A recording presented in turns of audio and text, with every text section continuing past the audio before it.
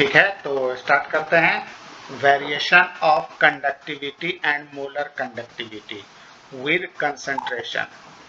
तो अब हम लोग देखेंगे कि किस तरीके से जो कापा है और सी है ना, यानी कि मोलर कंडक्टिविटी को ऐसे लिखते हैं ना, तो इसमें कैसे वेरिएशन होता है कंसंट्रेशन के साथ। कंसंट्रेशन चेंज होगा तो कैसे ये वेरी करेगा। तो हम लोग जानते हैं कि दोनों कंडक्टिविटी और मोलर कंडक्टिविटी है ना, दोनों चेंज होता है कंसंट्रेशन चेंज होने से। ठीक है, तो कहता conductivity always decrease with the decrease in concentration. ठीक है, कंडक्टिविटी जो है वो हमेशा क्या होगा, कंसंट्रेशन के साथ घटेगा, क्योंकि हमको मालूम है कि कंसंट्रेशन जो है वो डायरेक्टली प्रोपोर्शनल होता है कंडक्टिविटी के, या कहें conductivity is directly proportional to concentration. अब जस्ट उसका ये है उल्टा मोलर कंडक्टिविटी। तो अब हम लोग ये कह रहा है कि दोनों के लिए, ये ना कि सिर्फ स्ट्रॉन्ग एसिड के लिए ही, बल्कि स्ट्रॉन्ग हो या वीक एसिड हो, है ना, दोनों के लिए ये वैलिड है। ठीक है, तो अब हम लोग इसको एक्सप्लेन करने के लिए अब हम लोग ये जानते हैं कि number of ions per unit volume that carry the current in a solution decreases with on dilution. Dilution का मतलब पानी मिला, जैसे मान लो एक गिलास हमारा नमक, इसमें 1 चम्मच नमक डाले, है ना, अब पानी अभी इतना है, तो क्या होगा, अभी नमक ज़्यादा बोलेंगे कि नमक का अमाउंट ज़्यादा है, उसी तरीके से और पानी इसमें डाल दो, पूरा गिलास भर गया, तो अब क्या है, कंसंट्रेशन नमक का क्या होगा, वॉल्यूम के रेस्पेक्ट में कम हो जाएगा। इसी चीज़ को बड़े से जग में डाल दो और पानी भर दो जग में, तो कहेंगे कि नमक इसमें क्या है, कंसंट्रेशन क्या हो रहा है, घट रहा है ना, नमक का कंसंट्रेशन क्या हो रहा है, घट रहा है। तो वही चीज़ बोल रहा है कि डाइल्यूट करने पर, यानी कि और पानी मिलाने पर कंसंट्रेशन क्या होता है, नंबर ऑफ आयंस घटता है, इसका मतलब कंसंट्रेशन भी घटता है। ठीक है, तो सॉल्यूशन का जो कंडक्टिविटी है किसी भी कंसंट्रेशन पर is the conductance of 1 unit volume of the solution kept between the two platinum electrodes with area of cross section and distance between them is इतना। ठीक है, ये फॉर्मूला हम लोग ऊपर पढ़ चुके हैं। अब कह रहा है कि मान लीजिए कि ए और ये क्या नाम है, एल, दोनों 1 यूनिट हो जाए, दोनों 1 हो जाए। ठीक है, एल ए दोनों की वैल्यू अगर 1 हो जाए, 1 यूनिट रखो, है ना, चाहे इसका मान लो 1 मीटर स्क्वायर और इसका 1 मीटर हो जाए। ठीक है, तो दोनों 1 कट गया, तो क्या हो गया, जी डायरेक्टली प्रोपोर्शनल हो गया किसके, कापा के, है ना। उसी तरीके से मोलर कंडक्टिविटी हमारा ये क्या नाम है, सॉल्यूशन का at given concentration is the conductance of volume of solution containing 1 mole of electrolyte kept between 2 electrodes with area of cross section A and distance of unit length. तो molar conductivity क्या हो जाएगी हमारी, कापा ए upon L, ये भी equal to किसके हो जाएगा, कापा के, क्योंकि हम लोग क्या नाम है, वॉल्यूम ले रहे हैं V और 1 मोल ले रहे हैं कंसंट्रेशन, है ना। तो अब दोनों की वैल्यू जब हम लोग रखेंगे 1, तो हम क्या देख रहे हैं, एक लैम्डा इक्वल टू हो जाएगा के ए बाई एल। ठीक है, अब ये देखो, इसको हम लोग क्या लिखते हैं, कापा सी लिखते हैं ना, लैम्डा एल कापा सी लिखते हैं। और सी जो है हमारा बोल रहा है कि एक मोल इलेक्ट्रोलाइट है और वॉल्यूम भी है, तो ये हो जाएगा मोल पर यूनिट वॉल्यूम होता है सी। तो सी की वैल्यू जब इसमें रखेंगे तो ये क्या हो जाएगा, 1/v, और v ऊपर चला जाएगा तो हमारा मिल गया कापा v। ये हो गया मोलर कंडक्टिविटी। एक फार्मूला ये है मोलर कंडक्टिविटी का, एक ये है और तीसरा ये है। ये कब है, ये स्पेशल केस है जब हम लोग लेंथ 1 यूनिट का मान ले रहे हैं, तो उस केस में वॉल्यूम और एरिया क्या हो जाएगा, बराबर हो जाएगा। क्यों बराबर होगा, क्योंकि हम जानते हैं volume equal to area into length, है ना। अब लेंथ 1 हम लोग लेकर चल रहे हैं तो वॉल्यूम और एरिया क्या होगा, दोनों बराबर हो जाएगा। ठीक है, तो ये हो गया मोलर कंडक्टिविटी का डेफिनेशन, और ऊपर हो गया कंडक्टिविटी का। हम लोग इस तरीके से डिफाइन कर सकते हैं। अब यहाँ पर हम क्या देख रहे हैं कि molar conductivity increases with decrease in concentration, क्योंकि ये इनवर्सली प्रोपोर्शनल होता है ना। हम देख रहे हैं ना यहाँ पर lambda M equal to kappa by C, तो सी का ये इनवर्सली प्रोपोर्शनल है, तो सी अगर बढ़ेगा तो लैम्डा एम क्या होगा, मोलर कंडक्टिविटी क्या होगी, डिक्रीज करेगी। तो एक स्टेटमेंट ये हो गया, molar conductivity increases with decrease in concentration. तो इसी चीज को ये एक्सप्लेन कर रहा है कि ऐसा क्यों है, क्योंकि volume of solution containing 1 mole of electrolyte increases. Volume बढ़ेगा, जो 1 मोल लिया है तो वॉल्यूम बढ़ेगा तो कंसंट्रेशन घटेगा, कंसंट्रेशन घटेगा तो अपना ये मोलर कंडक्टिविटी क्या होगी, डिक्रीज करेगी। ठीक है, यहाँ तक ठीक है।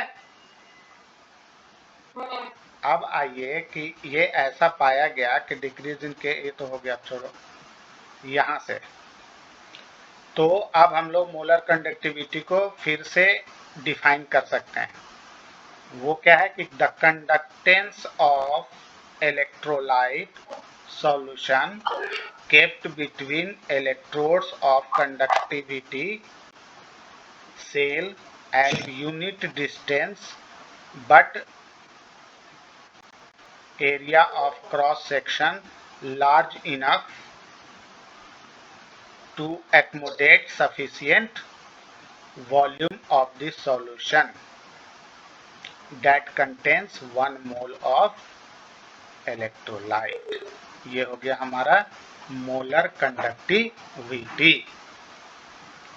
है ना। तो मेन बेस्ट डेफिनेशन ये है, इसको लिख लेना है, ऐसे सब लिख लेना है। ठीक है, सब एक फॉर्मूला ही डेवलप करता है।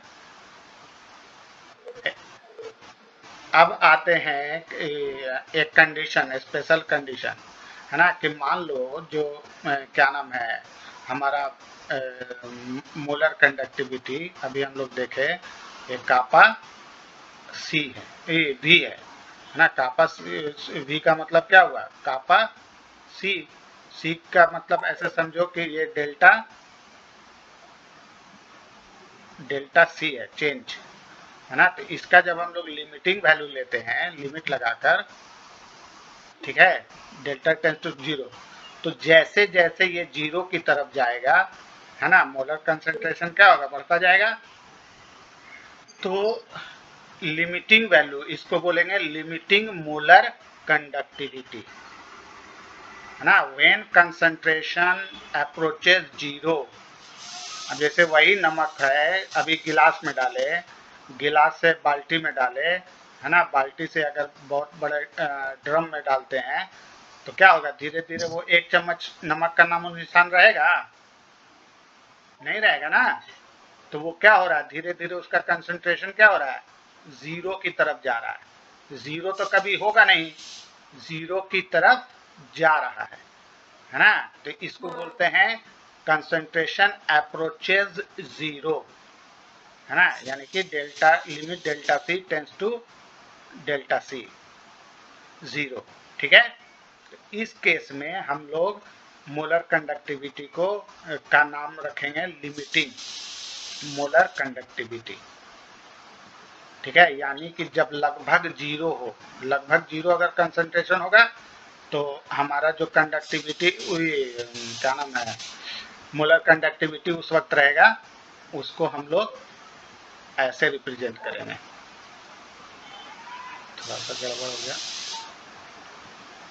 लेमडा एम नॉट, ऊपर में एक नॉट लगा देंगे, तो इसको हम लोग बोलेंगे लिमिटिंग मोलर कंडक्टिविटी, है ना। जब कंडक्टिविटी लगभग जीरो हो, ये देखो लगभग जीरो है ना, यहाँ ग्राफ में देखो, ये कभी भी मिलेगा नहीं, है ना। तो जिस पॉइंट तक वो जाकर रुक रहा है वो हमारा हो गया, समझो अब जैसे 400 पर रुका तो ये हमारा क्या हो गया, लिमिटिंग मोलर कंडक्टिविटी। क्या हो गया, लिमिटिंग मोलर कंडक्टिविटी।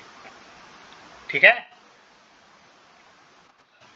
तो अब जैसे जैसे कंसंट्रेशन बढ़ाएंगे ये क्या हो रहा है, घटेगा। तो देख रहे हैं हम ग्राफ से कि घट रहा है ना। अब कंसंट्रेशन भी कभी भी जीरो नहीं होगा, ऐसा नहीं कि ये जाकर कहीं पर मिल जाएगा, नहीं, एक समय ऐसा आएगा कि फिर पानी बढ़ाते जाओ बढ़ाते जाओ बढ़ाते जाओ, वो कंसंट्रेशन बढ़ता जाएगा लेकिन कभी भी जीरो नहीं होगा।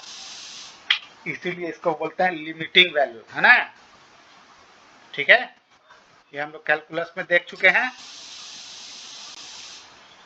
तो इसका मतलब है कि अब हमको लिमिटिंग वैल्यू के बेसिस पर भी हम लोग वेरिएशन चेंज कर सकते हैं। तो वही बोल रहा है, वेरिएशन इन लैम्डा एम यानी molar conductivity with concentration in different, चाहे वो स्ट्रॉन्ग इलेक्ट्रोलाइट हो या वीक इलेक्ट्रोलाइट हो, वो फिगर में दिखाया गया है ना। तो फिगर में हम देख रहे हैं कि क्या नाम है, कंसंट्रेशन जब लगभग जीरो था तो उस वक्त लिमिटिंग मोलर कंडक्टिविटी थी, और जब वो धीरे धीरे धीरे धीरे कंसंट्रेशन बढ़ने लगा, मतलब ये होने लगा, डाइल्यूट होने लगा, है ना, तो वो क्या हो रहा है, हमारा मोलर कंडक्टिविटी जो है वो घटती जा रही है। ठीक है, ये पिक्चर से यही साबित हो रहा है। और नॉर्मली हम लोग सोच सकते हैं कि एक चम्मच नमक ग्लास में रखे, फिर उसको बाल्टी में रखे, फिर उसको ड्रम में रखे, तो बात बराबर है ना। बढ़ते जा रहा है कंसंट्रेशन, इसका क्या हो रहा है, फैलता जा रहा है, घटता जा रहा है। हम लोग एक से बोल सकते हैं कि कंसंट्रेशन घटता जा रहा है। ठीक है, तो यहां तक तो आ गया समझ में। अब इसके आगे हम लोग देखते हैं कि स्ट्रॉन्ग एसिड के लिए कितना इंक्रीज होगा या डिक्रीज होगा, है ना। तो इसके लिए इन लोगों ने कंसंट्रेशन को स्क्वायर रूट में निकाला है ना, ऐसे रूट सी। ठीक है, तो इनका कहना था कि किसी भी स्ट्रॉन्ग इलेक्ट्रोलाइट्स के लिए मोलर कंडक्टिविटी जो है वो धीरे धीरे इंक्रीज होगा विद डाइल्यूशन। जैसे जैसे हम पानी मिलाते जाएंगे कंसंट्रेशन घटता जाएगा और मोलर कंडक्टिविटी क्या होगी, बढ़ती जाएगी। ठीक है, तो इसको हम लोग इस इक्वेशन से समझ सकते हैं। ठीक है, जहां ए क्या है मेरा, ए स्लोप है, सी क्या है, स्क्वायर रूट ऑफ कंसंट्रेशन है। ठीक है, और ये ए नॉट लेमडा एम नॉट क्या है, लिमिटिंग मोलर कंडक्टिविटी है, और लेमडा एम क्या है, मोलर कंडक्टिविटी है किसी भी स्ट्रॉन्ग इलेक्ट्रोलाइट का, है ना, चाहे NaCl हो या CaCl हो, है ना, स्ट्रॉन्ग का, वीक का नहीं। तो ये क्या नाम है, तो इस फॉर्मूले को ध्यान में रखकर वो ग्राफ को डिजाइन किया गया। तो पाया गया कि इसका जो स्लोप है ना, ए जो है, ए हमारा एरिया भी समझ सकते हैं, है ना, लेकिन यहाँ पर ये स्लोप है। स्लोप तो हम लोग जानते हैं कैसे निकालना होता है, एक लाइन यहाँ से खींच दो ऐसे किसी भी पॉइंट पर, है ना, तो ये हमारा हो गया लेमडा एम नॉट, ठीक है, लेमडा एम नॉट, और ये हो गया हमारा थीटा। अब देखो एक्चुअली स्लोप तो पॉजिटिव ऐसे होता है थीटा, है ना, तो जब ये उल्टा रहेगा तो इसको नेगेटिव स्लोप बोलेंगे। क्या बोलेंगे?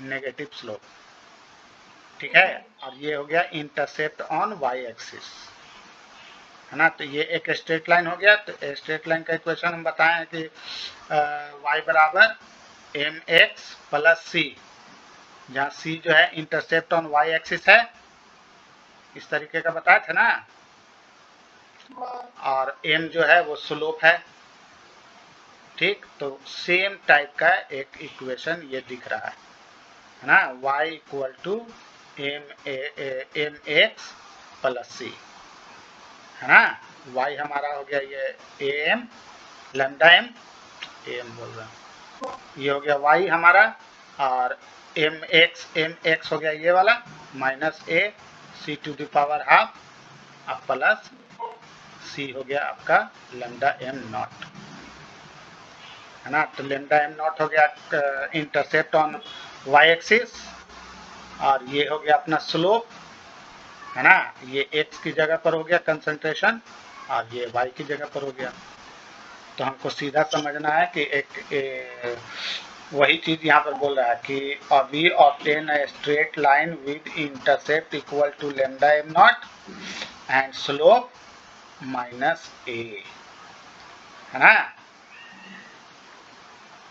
तो कह रहा है कि value of constant A for a given solvent and temperature depends on type of electrolytes, ना, किस टाइप का इलेक्ट्रोलाइट्स आप मिला रही हैं उसके बेसिस पर ये कांस्टेंट ए यानी कि स्लोप का वैल्यू डिपेंड करता है ना, यानी कि charges on cation and anion produced on dissociation, जब टूटता है तब इलेक्ट्रोलाइट जब टूटता है तो जो, जैसे हम लोग जानते हैं कि NaCl टूटता है तो क्या देता है, Na प्लस Cl माइनस, तो एक मोल ये तो 1:1, है ना। उसी तरीके से CaCl2 ये टूटता है तो क्या देता है, Ca2 प्लस और Cl माइनस, तो 2:1, और MgSO4 में ये टूटता है तो क्या देता है, Mg2 प्लस और SO4 2 माइनस, तो दोनों दो मोल में टूट जाता है। ये हम लोग पिछले चैप्टर में पढ़ चुके हैं, है ना,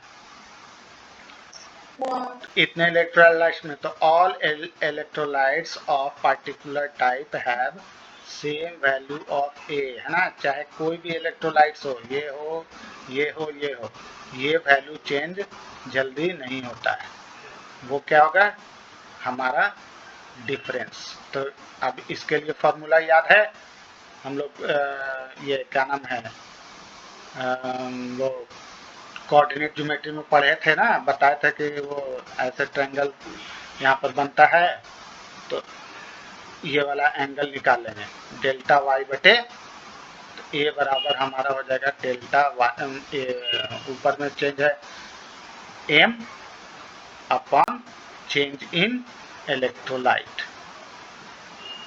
ठीक है, इसका स्क्वायर रूट रखो।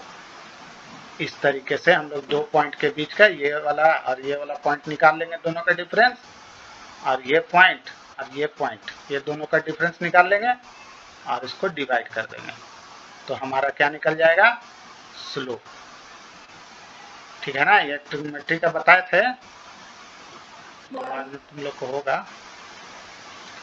कोऑर्डिनेट ज्योमेट्री में। ऐसे करके ऐसे ऐसे वाला फिगर याद है ना, डेल्टा वाई बटे डेल्टा एक्स स्लोप होता है। तो यहाँ पर उल्टा है तो उल्टा समझने का, ठीक है। ये स्लोप बराबर क्या होता है, स्लोप बराबर एम बराबर, यहाँ पर एम की जगह पर ए दिया हुआ है ना, टेन थीटा। टेन थीटा यहाँ पर हो जाएगा हमारा, उसमें होता था delta Y by delta X, यहाँ हो जाएगा हमारा क्या, delta M upon delta root C, ठीक है। तो अब इलेक्ट्रोलाइट स्लोप निकालने के लिए हमको बस दो पॉइंट के बीच का डिफरेंस निकालकर डिवाइड कर देना है। समझ में आया? और फिर इसी इक्वेशन में पुट कर देना है, ये वाले में, ठीक है। तो ये एक तरह का स्ट्रेट लाइन शो कर रहा है, ये हम लोग समझ गए, समझ में आया ना? हाँ, तो ये ऐसे ऐसे भी आप समझ सकते हैं कि एक स्ट्रेट लाइन ऐसा बन रहा है, ठीक है। जहाँ ये है हमारा लेमडा एम नॉट, ये है थीटा, मतलब वो स्लोप थीटा रखो, और ये कंसंट्रेशन अपना निकालेंगे, ए का फॉर्मूला जो ऊपर लिख दिए हैं वही वाला यूज कर लेंगे। अब इस पर एक सवाल है, molar conductivity of KCl solution at different concentration. तो हमको देखो C दिया हुआ है और इसका मोलर कंडक्टिविटी दिया हुआ है सबका, है ना। इतना कंसंट्रेशन था तो इतना, इतना था तो इतना, इतना तो इतना, इतना तो इतना। तो अब सबसे पहले बोल रहा है कि आप एक ग्राफ बनाकर दिखाओ, है ना। Plot plot between, so that a plot between इतना एंड इतना इज अ स्ट्रेट लाइन। तो पहले हम लोग प्लॉट बनाएंगे, तो उसके लिए हम लोग सबसे पहले इसका क्या निकालेंगे, स्क्वायर रूट निकालेंगे, है ना, क्योंकि ग्राफ बनाने के लिए हमको स्क्वायर रूट चाहिए होता है। और यहाँ बोल भी रहा है कि स्क्वायर रूट का ग्राफ बनाओ इसके और इसके बीच का, उसके बाद जाकर आप डिटरमाइन करो इसका लिमिटिंग मोलर कंडक्टिविटी और फिर कांस्टेंट ए, ठीक है। तो लॉन्ग डिवीजन मेथड आता है स्क्वायर रूट निकालने का,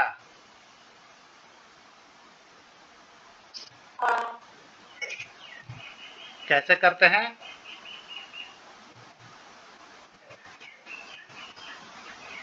दो दो का पेयर बनाते हैं, कैसे करते हैं, हाँ, उसके बाद ये लॉन्ग डिवीजन मेथड है, अरे इसको कह कर दे दिए। अब क्या करेंगे कि पहला दो को लेंगे, है ना, तो जितना से पढ़ेंगे उतना ही से ई करेंगे स्क्वायर की तरह, है ना, जैसे परफेक्ट स्क्वायर, तो जीरो का तो जीरो ही होता है, तो इसके लिए हम यहाँ पर जीरो कर देंगे, ठीक है। ये खत्म हो गया। अब सेकेंड नंबर पर कौन आया, 0 1, ठीक है। तो 0 1 किससे लग जाएगा, 1 से लग जाएगा, क्योंकि यहाँ पर पॉइंट ये जीरो है, जीरो है ना, 0 0 0 1, हेलो हेलो